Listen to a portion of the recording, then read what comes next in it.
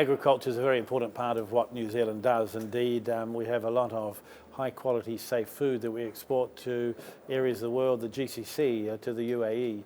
And our farmers have done well without any support. They don't get any financial support from the government.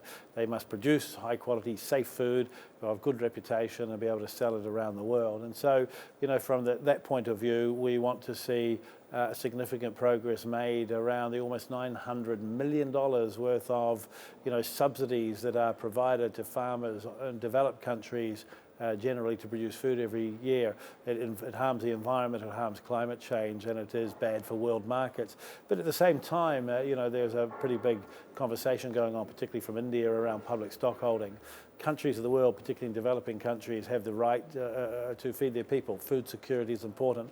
We need to make sure that these rules are agreed in such a way as it doesn't have a negative impact upon world markets. And so it's up to WTO members to decide they will talk about both issues here, and that over a period of time make commitments and reform in both of those areas. Well, fisheries we've seen great progress. It's something New Zealand and a few like-minded countries started almost a decade ago, and it's grown from a few nations that met in Kenya at a MC meeting to start talking about the harm that's done to fish stocks and small nations in distant waters when governments subsidise their fisheries industry and the distortioning effect that can have.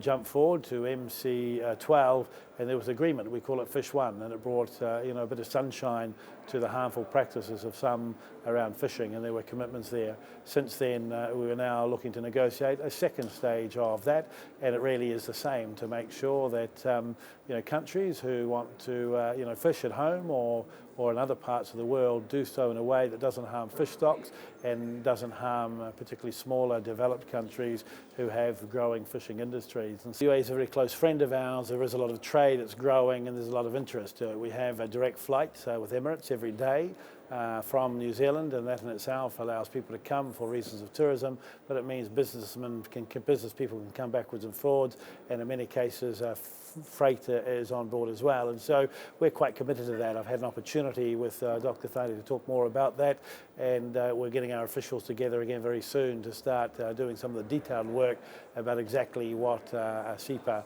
could look like. But we're committed to making progress